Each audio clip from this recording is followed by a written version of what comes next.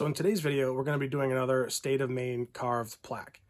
The customer just wanted a big letter S in the middle, the first letter of their last name, with some mountains over the top and some trees around the bottom. So that's what's on tap for today. So stick around.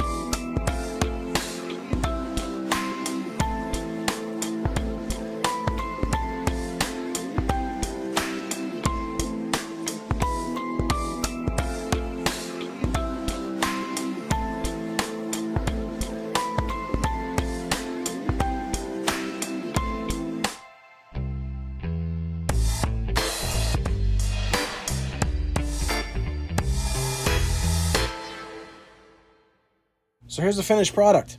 If you like these videos, please be sure to like and subscribe to my channel. If you'd like to check out all of my work, the links to my social media pages and my contact info are in the description below.